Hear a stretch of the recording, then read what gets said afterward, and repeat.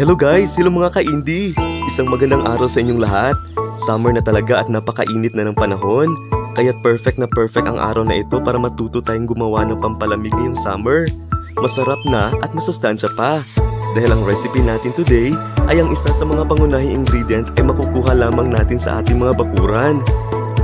Ang bibida sa araw natin ngayon mga ka-indie ay isa sa mga indigenous vegetables at ito ay ang malunggay. At syempre, samahan naman natin ang matamis na mangga. Ang recipe natin ngayon mga ka-indie ay ang manggalunggay ice candy. Hindi pang karaniwang ice candy ang gagawin natin ngayon mga ka-indie. Dahil bukod sa masustansya na, ay parang ice cream pa ito dahil napaka-creamy nito. At ito ang mga sangkap sa paggawa ng manggalunggay ice candy. 6 na tasa ng tubig, 1 tasa ng malunggay leaves, 1 tasa ng asukal, 1 tasa ng cornstarch na inihalo sa 1 tasa ng tubig, 1 tasa ng all-purpose cream, 1 lata ng condensed milk mango flavor, at 2 hanggang sa 3 piraso ng hinog na mangga. Madali lang ito mga ka-indie. Ang una nating gagawin ay magpapakulo muna tayo ng tubig. Pagpasensyahan nyo na po ang lutuan natin mga ka-indie. Hindi pa kasi ako nakabili ng gasol, kaya dito muna tayo magluto sa ating not so dirty kitchen. Ibuhos na natin ang 6 na baso ng tubig mga ka-indie at hayaan muna natin ito hanggang sa kumulo. Pagkatapos ay halo na natin ang 1 baso ng asukal at paghalu-haluin natin ng mabuti. Ngayon ay susunod na naman natin ang pinaghalong 1 baso ng cornstarch at tubig. Ayan, at habang naghihintay tayong matunaw ng mabuti ang ating asukal, ay magpapalipad muna kami ng saranggola ng aking mga cute na chikiting. Ayan na, at naghihintay na din ang kalabaw. Parang excited na din siya. Siyempre, first time nilang magpalipad ng saranggola. Nag-tutorial session muna kami sa mga bulilit na ito. Medyo natagalan ang tutorial namin dahil Inglesera itong isang maliit na anak ko. Kaya, tinatranslate ko pa. Ayan na at natuto na rin. Tuwang-tuwa ang mga bata sa pagpapalipad.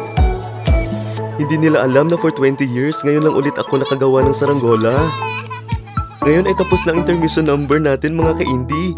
Ay bumalik na tayo sa paggawa ng ating manggalunggay ice candy. Naku naman!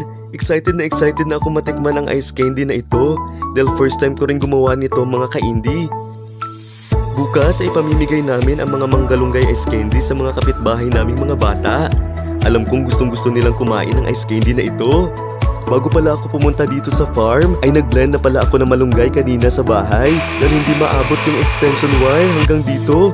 5 meters lang kasi yun. Ayan na!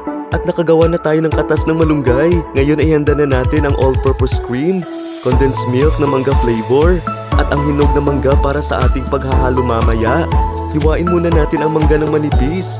Parang ganito na ang resulta. At kuskusin natin ng mabuti at pagkatapos ay ilagay na natin sa lalagyan. Ngayon ay paghalu-haluin na natin ang lahat.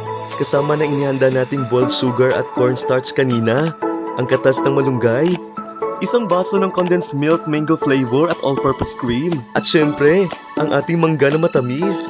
At paghalu-haluin lang natin mga ka-indie ng mabuti. Ayan na at tapos na ang ating manggalunggay ice candy. Masarap na at masustansya pa. Ang malunggay pala mga ka-indie ay rich in fiber, kaya good for digestion, antioxidant, pampakinis ng balat, pampawala ng stress, pampalakas ng katawan, pampatalino, at pampaboost ng immune system, at marami pang ibang health benefits. Kaya naman dito na tayo sa malunggay mga ka-indie, at syempre ang mangga na pampalakas ng resistensya. Ayan, at ready na para palamigin ang ginawa nating manggalunggay ice candy mga ka-indie. At excited na ako ipamigay ito sa mga kapitbahay naming mga bata. Shoutout pala sa mga sponsors ng recipe natin ngayon mga ka-indie. Infinity Delivery by Ma'am Suzette Loreniana, Ma'am Aileen Altariva Carmen, at Ma'am Apple May Manapsal, Ma'am The Lady Boss. Maraming salamat po sa inyong lahat mga ka-indie for your support. Si Lord na po ang magbalik sa inyo ng bountiful blessings.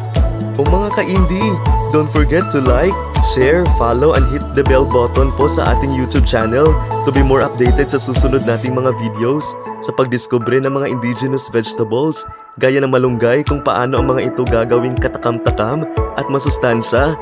Ano kaya ang next recipe natin mga ka-indie? May idea ka na ba?